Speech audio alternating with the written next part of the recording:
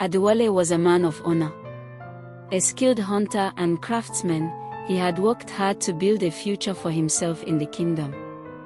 At 29, he was the pride of his village, not just for his hunting skills but for his kindness and wisdom. But he carried a secret burden. For years, he had loved the three daughters of Baba Ajayi, Tosin, Temi, and Tola. Each had a special place in his heart. Tosin, the eldest, was his closest friend. She understood his mind, his dreams, and his fears. She was a woman of wisdom, always calm, always thinking ahead. Temi, the second, was his fire. She challenged him, argued with him, and never let him win too easily. She was stubborn but passionate, making his heart race with excitement. Tola, the youngest, was his peace. She listened to him in silence, her gentle nature wrapping around him like the evening breeze. He tried, oh, how he tried, to choose one. But each time he did, the thought of hurting the other two crushed him. One evening, as he sat under the great Iroko tree with Baba Ajayi, he finally spoke the words that had been eating at him for years. "Baba, I love all your daughters. And I want to marry them all." The old man chuckled, then sighed. "Adewale, love is not a hunt where you can catch 3 games at once. You must choose." "I cannot. I have tried, but my heart refuses." Baba Ajayi studied him for a long time. Then he said, "Go and speak to them. If they agree, we will find a way." But Adewale knew this was easier said than done. When Adewale first spoke to Tosin, she smiled sadly. "I have always known your heart is divided," she said. "But do you think love is enough? Marriage requires sacrifice, patience, and understanding. Can 3 women share a home without envy? Without resentment?" He had no answer. When he spoke to Temi, she laughed bitterly. "You think we are chickens in a cage, waiting for you to take us all? If we agree to this, what happens when one of us feels unloved? What happens when children come, and jealousy follows?" Again, he had no answer. But when he spoke to Tola, she surprised him. She took his hands in hers, tears brimming in her eyes. "I love you," she whispered. "And I love my sisters. But if we do this, we must promise never to let pride or selfishness break us apart."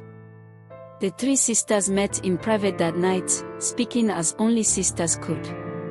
There were arguments, tears, doubts. But in the end, they all realized the truth. They had all loved Adewale in different ways, and none of them wanted to watch another marry him while they stood aside in pain. And so, with hesitant hearts but strong determination, they agreed. The village did not take the news kindly. "Evil! Abomination!" some elders shouted. Women gossiped in the marketplace. "Does he think he is a king? This has never been done before."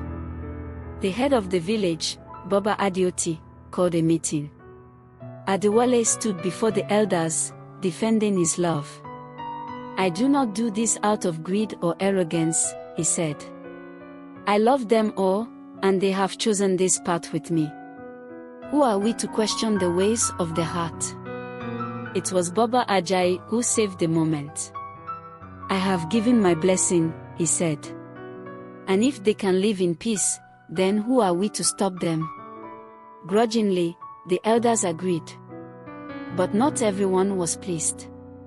Among the crowd was an old suitor of Tosin, Chief Odebi, a wealthy merchant who had once sought her hand and been refused. His heart burned with anger. "If I cannot have her," he whispered to himself, "then neither will he." As the wedding day approached, an accident almost ruined everything. One evening, as Adewale returned from hunting, a man ambushed him on the forest path.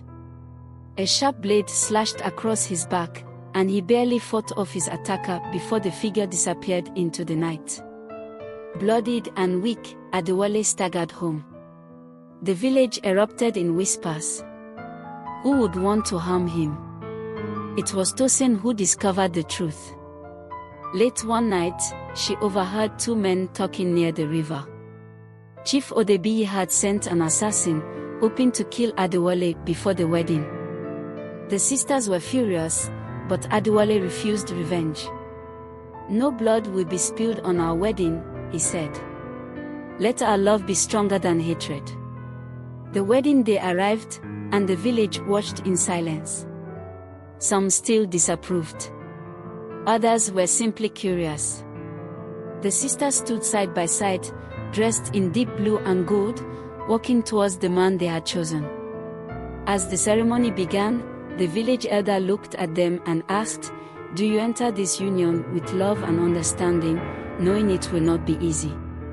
Tosin spoke first. "We do." Temi took a deep breath. "We do." Tola, her voice filled with emotion, whispered, "We do." Adewale, tears in his eyes, said, "I will love and honor you all, equally and completely, until the end of my days." And as they exchanged vows, something incredible happened. The village, once divided, began to cheer. Perhaps love was not meant to be understood. Perhaps, sometimes, it was just meant to be lived. Marriage was not easy. There were moments of jealousy, misunderstandings, and hurt feelings. Tosin struggled with letting go of control. She wanted to be the leader, the first wife, but she had to learn to share that role. Temi sometimes felt she was losing herself, that her fiery spirit was being tamed too much. Tola had to fight the fear that she would always be the least noticed, the quiet one fading into the background. But through every storm, they remembered their promise. Adewale never allowed favoritism to creep into his heart. He listened to them, loved them each for who they were, and made sure none felt neglected.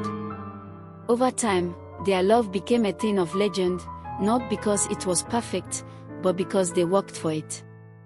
Years later, when their children played in the village square, the elders would smile and say, "Love is not always logical.